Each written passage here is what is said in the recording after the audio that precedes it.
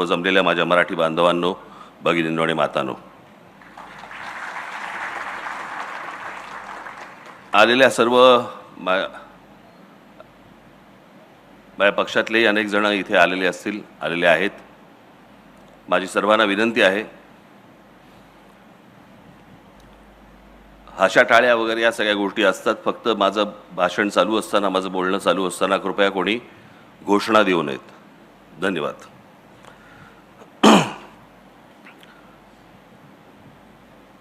वसंत व्याख्यानमालेमधलं मला आठवतंय त्याप्रमाणे माझं हे दुसरं व्याख्यान.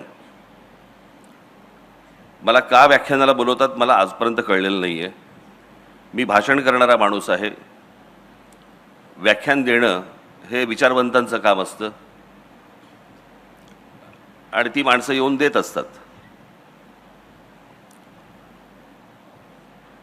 हां, जरा कमी झालं तरच बरं होईल. हां, पण जरा कमी करा. हां, छान. मागे जेव्हा माझं व्याख्यान झालं होतं त्यावेळेला मला असं वाटतं मागच्या बाहेर एक पटांगण आहे, बरोबर ना? त्या पटांगणामध्ये माझं व्याख्यान झालं होतं. त्याला बरीच वर्ष झाली आता, म्हणजे साधारणपणे त्याला 25-30 वर्ष झाली असतील. आणि त्याच्यानंतर माझं आज इथे व्याख्यान होतं आहे. तुमचा विश्वास बसणार नाही याची मला पूर्ण खात्री आहे. परंतु काही अशी महत्त्वाची मोजकी काही भाषणं असतात माझी. शिवतीर्थावरचं असेल किंवा पुण्यातलं फर्ग्युसन कॉलेजवरचं, आपलं तुमच्या आईकडचं कुठचं कॉलेज ते हां SP कॉलेजवरचं असेल, किंवा अशी महत्त्वाची जी काही प्रमुख अशी काही माझी भाषणं असतात, हे तुम्ही माझ्या घरच्यांना, माझी इथे मुलगी इथे आलेली आहे, माझा मुलगा इथेच कुठेतरी असेल, उर्वशी आली आहे, आम्ही कुठेतरी असेल, घरी माझ्या पत्नीलाही विचारू शकता. तुमचा विश्वास बसणार नाही, पण माझ्या हातापायाला घाम फुटलेला असतो. माझे हातपाय थंड पडलेले असतात सकाळपासून. अनेक जण म्हणतात की नाही काहीतरी काय बोलतायत. मी खरंच सांगतोय, ज्या दिवशी माझं भाषण असतं असं काही महत्त्वाचं, त्यावेळेला अनेकदा मी सकाळपासून ते भाषण होईपर्यंत कोणाशी बोलत पण नाही. कैद्यांना ताटं येतात ना, तसंच एखादं ताट येतं खाली दुपारचं. इतकं नका पकडू, पण तशाच प्रकारचं येतं.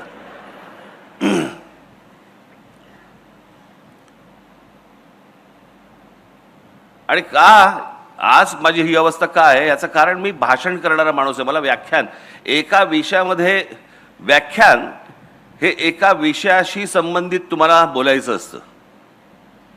म्हणजे साधारणपणे त्याचं जर समजा ते मी मगाशी म्हटलं कोणाला तरी, म्हटलं ते व्याख्यान ही गोष्ट समजा तुम्ही लिहिलीत तर त्याला निबंध म्हणता येईल. आणि म्हणून त्या एका विषयाशी संबंधित असं हे आज व्याख्यान आहे. अर्थात आजचा जो विषय मला जो दिलेला आहे तो माझ्या अत्यंत जिव्हाळ्याचा विषय आहे आणि म्हणून मी तो तुमच्याशी बोलणार आहे. मी एकदा बाबासाहेब पुरंदरेंना असंच एकदा मी भेटून बोलत असताना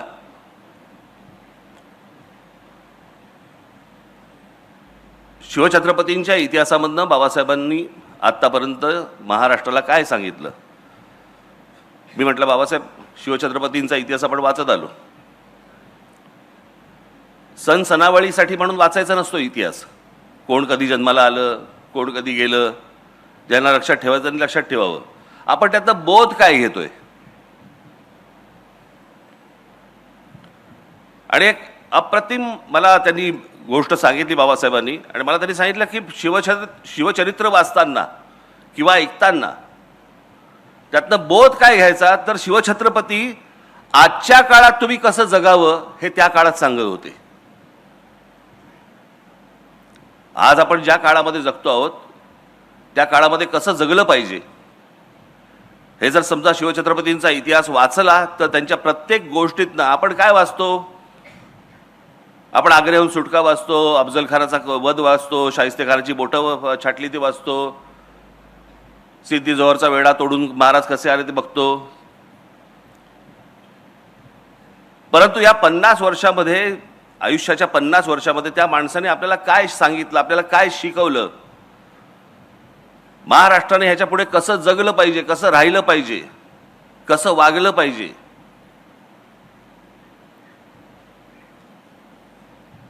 आणि तीच अनेक असंख्य गोष्टींची परंपरा आज ही फक्त महाराष्ट्राला लाभलेली आहे. मी त्या दिवशीचं माझं एक गुढीपाडव्याच्या सभेमधलं माझं भाषण होतं, त्याच्यामध्ये मी झरझर काही लोकांची नावं घेतली. सगळ्यांबद्दलच काही मला बोलता नाही आलं. परंतु तुम्ही महाराष्ट्र हा हे एकमेव राज्य आहे ज्याला आता म्हणजे 47 साली ज्यावेळेला स्वातंत्र्य मिळालं आपल्याला, ती स्वातंत्र्य मिळाल्यानंतर त्या सगळ्या प्रदेशांची राज्य झाली, म्हणून आता त्याला राज्य म्हणावं लागतंय. पण ते एकमेव राज्य असं आहे महाराष्ट्र की ज्याच्यातलं तुम्ही कोणतंही क्षेत्र काढा, त्या क्षेत्रामध्ये तुम्हाला माणसं मिळतील आणि अद्भुत पराक्रम गाजवलेली माणसं मिळतील. हे तुम्हाला भारताच्या देशाच्या कुठच्याही राज्यामध्ये अशी तुम्हाला माणसं सापडणार नाहीत.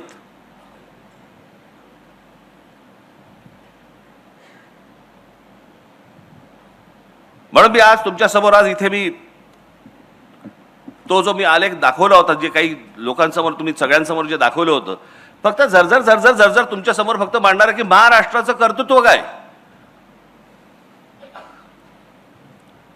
महाराष्ट्राची ओळख काय. म्हणजे मी तुम्हाला आत्ता एक फक्त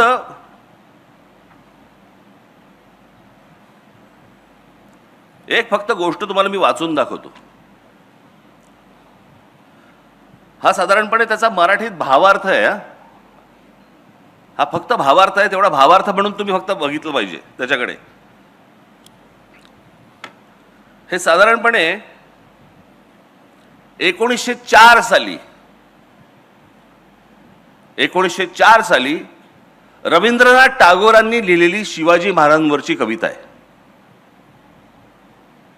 कुठे? बंगाल. शिवछत्रपतींचा आदर्श किंवा शिवछत्रपतींबद्दलचा प्रेम, हेवा हा कुठपर्यंत कानाकोपऱ्यापर्यंत पसरला होता. म्हणजे त्याचा अगदी सगळ्यात महत्त्वाचं उदाहरण म्हणून सांगायचं झालं तर शिवछत्रपतींच्या वेळेला एक व्यक्ती तशी ही पूर्वेच्या बाजूला पण होती, आसाममध्ये. त्या व्यक्तीचा आदर्श हे आमचे शिवछत्रपती होते. त्या व्यक्तीचं नाव होतं लच्छितबड फुकंद. हा तिकडचा मोठा एक सेनापती होता आसाम मधला.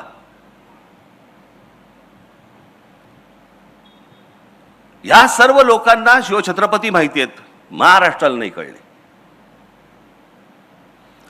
ती टागोरांची फक्त मी तुम्हाला भावार्थ फक्त वाचून दाखवतो, तुमच्या लक्षात येईल. त्याला काही कवितेचं असं स्वरूप नाहीये. हे शिवाजी महाराज, आज आम्ही तुम्हाला केवळ इतिहासातील राजा म्हणून आठवत नाही, तर एका जागृत शक्तीप्रमाणे पुन्हा आमंत्रित करतो. तुम्ही तलवारीने जिंकलेली भूमी नाही, तर आत्मसन्मान जागवलेल्या जनसमुदाय हीच तुमची खरी परंपरा. तुम्ही लोकांना फक्त राज्य दिलं नाही, तर स्वराज्य म्हणजे काय हे शिकवलं. भीतीच्या सावलीतून बाहेर पडून स्वतःच्या अस्तित्वासाठी उभं राहणं हे काय असतं हे शिकवलं. आजही आम्ही तसंच गुलाम आहोत, भीतीचे, आळशीपणाचे आणि परावलंबित्वाचे. तुम्ही शत्रूंशी लढतात, आम्हाला स्वतःशी लढायला शिकायचं आहे. हे शिवाजी, तुमचा उत्सव फक्त ढोल ताशांमध्ये नको, तो आपल्या विचारात, कृतीत, स्वभावात दिसायला हवा. तुमचं नाव घेणं सोपं आहे, पण तुमच्यासारखं जगणं कठीण आहे. तुम्ही साधेपणात महानता दाखवलीत, धर्मात सहिष्णुता आणि सत्तेत संयम. आज आम्ही सत्तेला स्वार्थ समजतो आणि धर्माला भेदभाव आणि राष्ट्राला केवळ घोषणा. शिवाजी महाराज, तुमचा खरा उत्सव तेव्हाच होईल जेव्हा प्रत्येक माणूस स्वतःच्या मनातलं राज्य जिंकेल. उठा, जागे व्हा. तुमची तलवार आता लोखंडाची नाही, तर विचारांची असावी. तुमचा किल्ला आता डोंगरावर नाही, तर लोकांच्या विश्वासात असावा. हे शिवाजी, आम्हाला पुन्हा शिकवा, स्वराज्य म्हणजे केवळ सत्ता नाही, तर जबाबदारी आहे. हे रवींद्रनाथ टागोरांनी तेव्हा 1904 साली लिहून ठेवलेली गोष्ट आहे, जी आम्हाला अजून समजत नाहीये. आपल्याकडची संत परंपरा महाराष्ट्राची कुठेही तुम्हाला सापडणार नाही.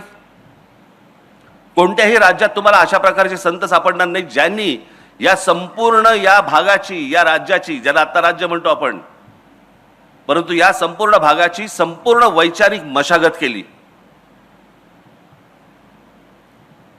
सर्वांना जातीपातीपासून दूर लोटलं, त्यातले भेदभाव सगळे काढून टाकले. आज नुसती आपण फक्त माणसं फक्त बघूया, नुसती माणसं फक्त बघूया. लावा.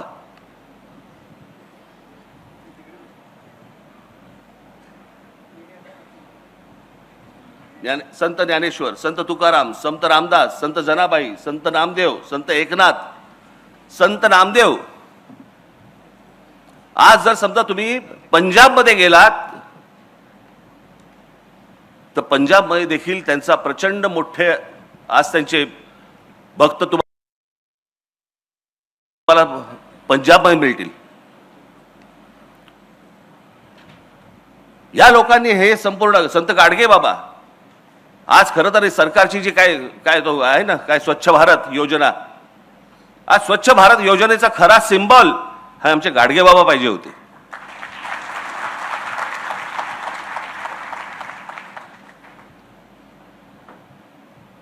कधीतरी एकदा तुम्ही आपल्या पुस्तकांमध्ये डोकावा आणि महाराष्ट्राची नुसती फक्त परंपरा जरी नुसती बघत आलात, यांनी आम्हाला काय शिकवले. आज जे तुम्ही जगताय ना, आज ज्या वातावरणामध्ये, मी अनेकदा म्हणतो ना, हे बाहेरचे राज्यांमधले जे लोंढे येतात, बाहेरच्या राज्यांमधले लोक महाराष्ट्रामध्ये येतात. काय येतात? कारण जे महाराष्ट्रामध्ये वातावरण आहे ते भारताच्या कुठच्याही राज्यांमध्ये नाही आहे.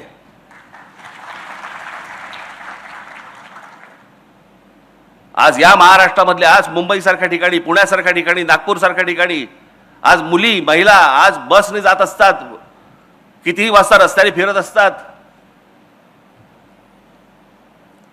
आज ह्या महाराष्ट्रामधला माणूस कधी त्यांना आज वेड्या वाकड्या नजरेने बघणार नाही, कधी त्यांना हात लावणार नाही, कधी छेडछाड करणार नाही.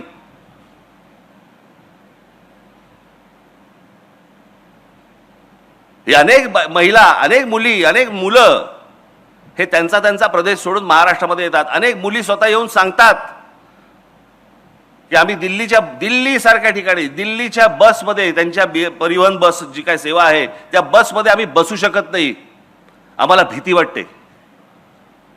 7 नंतर दिल्लीसारख्या ठिकाणी, देशाची राजधानी, 7 नंतर आम्हाला फिरायला भीती वाटते.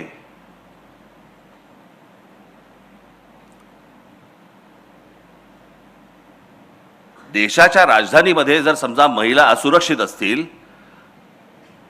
आणि त्या सर्वांना आज सगळेजण, आज तुम्ही मुंबईमध्ये बघा, हरभजन सिंग पासून सगळेजण आज मुंबईत स्थायिक झालेत. कोणाकोणाची घरं नाहीत म्हणून सांगा, सगळेजण आपापल्या प्रदेशामधनं आले आणि इथे मुंबईमध्ये, पुण्यामध्ये स्थायिक झाले. का झाले?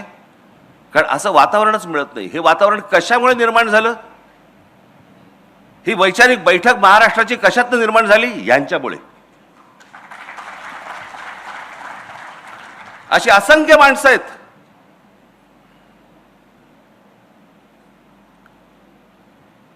म्हणजे आज पुण्यामध्ये, मला अजूनही आठवते, लहान असताना मी जेव्हा पुण्यामध्ये येत असे, आजही आहे, काय आज वेगळं नाहीये, परंतु आज अनेक, त्यावेळेला पण देखील अनेक महिला, अनेक मुली आज सायकल चालवायच्या, स्कूटर चालवायच्या. हे वातावरण कुठे नव्हतं हो. हा मोकळेपणा आला कुठून? हा मोकळेपणा महाराष्ट्राचा स्थायीभाव होता. महाराष्ट्रामध्ये आज महिला मोकळेपणाने फिरू शकतात, वागू शकतात, बाहेर जाऊ शकतात. या सगळ्या लोकांची जो घडवला ना महाराष्ट्र, याच्यातनं आज आपण हे सगळं बघतो आहोत.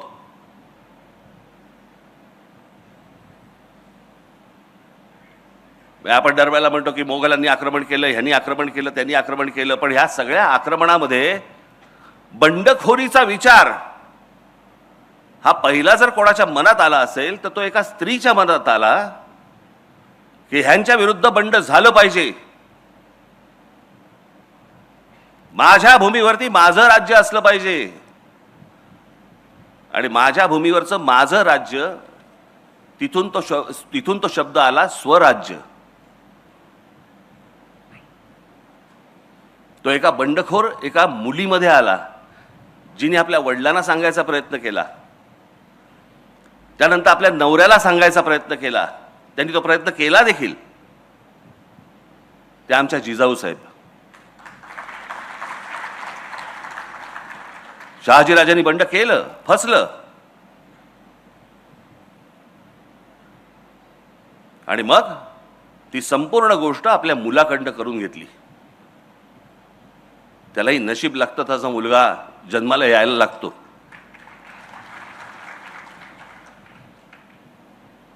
पण विचार करा, आपण शिवछत्रपती या सगळ्या गोष्टी बोलतो, परंतु त्यावेळेला संपूर्ण जो काही पगडा होता, जो मोघली पगडा होता, भाषेवरचा फारसी पगडा होता, आमच्या शिवछत्रपतींनी सांगितलं मराठी शब्दकोश काढा. फारसी जो आपल्यावरचा परिणाम आहे तो सगळा घालवा. संस्कृत ही महाराजांची अत्यंत आवडती भाषा होती, आणि मराठी शब्दकोश निर्माण करण्याचं सगळ्यात मोठं काम हे शिवछत्रपतींनी केलं. त्यावेळेला आम्ही नुसतेच फक्त छत्रपती शिवाजी महाराज की जय आम्ही फक्त घोषणा देणार, पण आपण भाषा कशी बोलतो आहोत, आपण काय बोलतो आहोत, कसं बोलतो आहोत, आज लक्ष आहे का या गोष्टींकडे आपलं?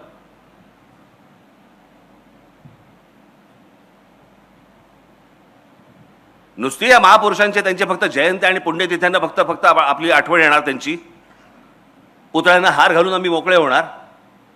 त्यांनी काय सांगितलं हे आपण संपूर्णपणे विसरलेलो आहोत, आणि म्हणून आज महाराष्ट्राची ही अवस्था आहे.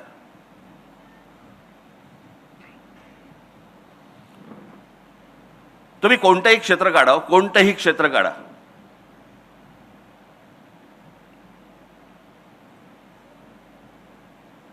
आज शिवछत्रपतींच्या नंतर संपूर्ण साम्राज्याचा सगळा कुठपर्यंत पसरवलं ते पेशव्यांनी पसरवलं, मराठा साम्राज्याने पसरवलं. काय केलं? शिवछत्रपतींचा विचार पसरवला. तो शिवछत्रपतींचा विचार कुठून कुठपर्यंत पसरवला? जवळपास 125 वर्ष या संपूर्ण हिंद प्रांतावरती मराठ्यांचं राज्य होतं. आज ज्याला आपण भारत म्हणतोय ना, या भारतामध्ये अनेक आहेत. बंगाल आहे, पंजाब आहे, तामिळनाडू आहे, गुजरात आहे, अनेक आहेत. परंतु महाराष्ट्र हा एकमेव आहे ज्यांनी संपूर्ण या भूमीवरती राज्य केलं 125 वर्ष, आणि याच्यातनं नंतर फक्त ब्रिटिश आले, पण या देशातला कोणी नाही उभा राहिला. जे ब्रिटिश आले ते मराठा साम्राज्य बाजूला काढून पुढे आले. तोपर्यंत मराठा साम्राज्य होतं. आम्ही विसरून गेलो आम्ही कोण होतो, आम्ही कोण आहोत, आमची ताकद काय होती, आम्हाला लोक कसे विचारायचे, आम्ही सगळं विसरून गेलेलो आहोत. मी कालच म्हटलं ना, हे रोजचे हे कोणी IPL मध्ये गुंतलेला आहे, कोणी 2020 मध्ये गेलेला आहे, अजून कोणीतरी दुसऱ्या कुठच्याही कॉन्सर्टमध्ये आहे, कोणीतरी OTT वरती पिक्चर बघतोय, कोणीतरी ते इंस्टाग्रामवरती ढकलतायत.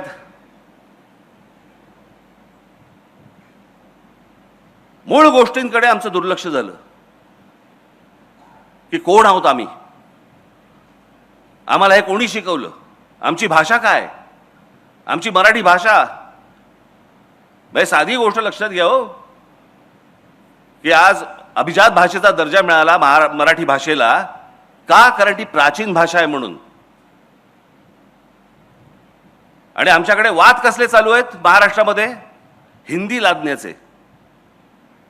हिंदी ही साधारणपणे आता 150 वर्षापूर्वीची, फार तर 200 वर्षापूर्वीची भाषा आहे, 150-200 वर्षापूर्वीची.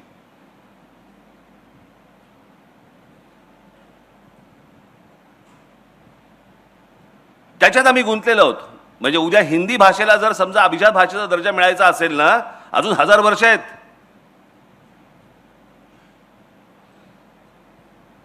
आम्ही गुंतलोय त्याच्यात. भाषेचा कडवटपणा काय असतो ना, आत्ताची एक फक्त तुम्हाला क्लिप दाखवतो. आत्ताची एक गोष्ट दाखवतो. बंगालमधली आहे. सामान्य सर्वसामान्य माणसं आहेत रस्त्यावरची, त्यांच्याशी एक माणूस बोलतोय. ते काय बोलतायत फक्त ऐका. मोठ्याने लाव रे जरा, आवाज नाही का? परत लाव, परत लावते. आवाज मोठा कर त्याचा. हिंदी बांग्ला मुझे आता नहीं, सीख रहा हूँ मैं धीरे धीरे. थोड़ी थोड़ी मुझे भालो बाकी आती है और 2-4 चीजें आती है. आप लोग भी हिंदी नहीं ना हाँ? बांग्ला नहीं हिंदी आती है हिंदी, लेकिन अभी हिंदी नहीं. हिंदी करते हैं भाषा है ना, जोड़ने के लिए एक दूसरे से, एक दूसरे को जोड़ने के लिए एक भाषा है. बांग्ला अच्छा, बंगाल से ज्यादा बाहर रहिएगा तो इससे अच्छे बात कीजिएगा. हिंदी बाहर इंग्लिश बोलेंगे ना बाहरी इंग्लिश हिंदी भाषा आपने नहीं. আপনি যেমন বাংলা শিখছেন আমরা যেমন হিন্দি শিখছি. क्या नाम है आपका? আপনি पाहिले किती कडवट आहेत.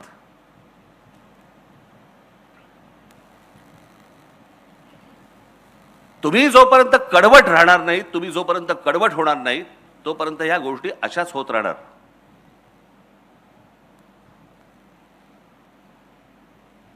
या सगळ्या मंडळींनी येऊन जे तुम्हाला सांगितलं आजपर्यंत, जे आम्हाला शिकवलं, सांगितलं.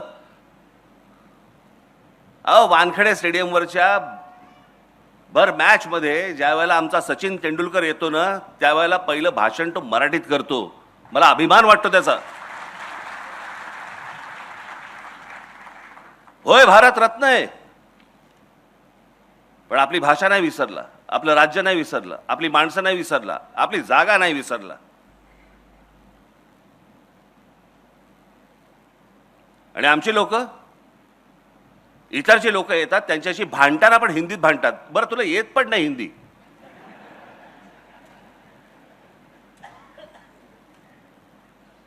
मग त्याशी कोणतरी असं बोलताना कायकू हा शब्द कुठून आला मला कळलं नाही. हा कुठच्याही भाषेत नाहीये शब्द. ऐसा कायकू करताय, कायकू कुठून आला हा शब्द?